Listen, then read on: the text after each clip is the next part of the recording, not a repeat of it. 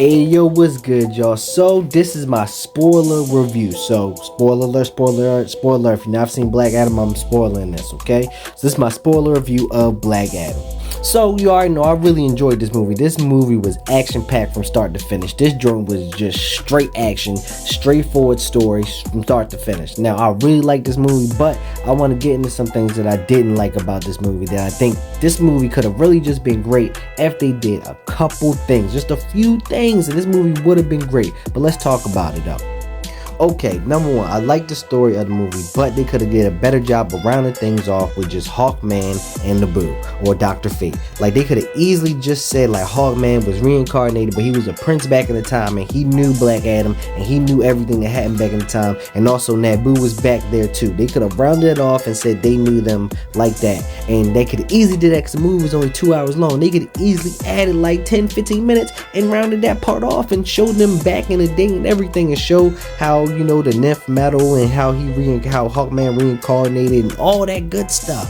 But they did not do that. They actually didn't give too much of a backstory on the JSA. They brought in the new characters and kind of gave their backstory, and they were dope. They did a great job bringing in new characters, but they just didn't round out the JSA and round out the whole storyline with them and Black Adam all together, which could have been great. I think that was the only thing they really missing from this film, for real.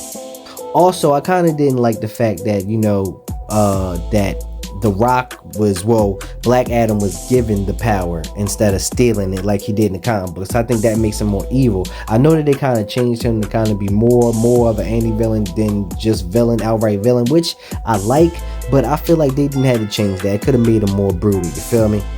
But I think they did a great job of having him being like still like he out there killing people. Like he a hero to those people in his country. He a hero to them. To everybody else he a villain, but to them he's a hero because he liberates them. And I like that. And they really showed, they like, the girl even got into the JSA. They was like, y'all didn't even come around until Black Adam came out. You feel me? And I think they did a great job with that. That was dope. Also, there were times in this movie I think they was gonna MCU the movie up, like the part where Hawkman flies into Atom Smasher's hand. Like I ain't need all that. Like I understand it, but I ain't need all that. And Atom Smasher kind of was useless throughout the film. I understand he was the comic relief, but he was kind of useless at times. Even though some of his parts were funny, I'm not even gonna lie to you, they was pretty funny. But I thought they was gonna MCU this movie up, but they didn't though. So I'm happy about that. Also, at the end of the movie where Black Adam gets a new suit, like that new suit is fire. When he come back and get a new suit at the end of the movie, that is fire. And also, who are all those people that Amanda Waller got locked up? Who are all those people?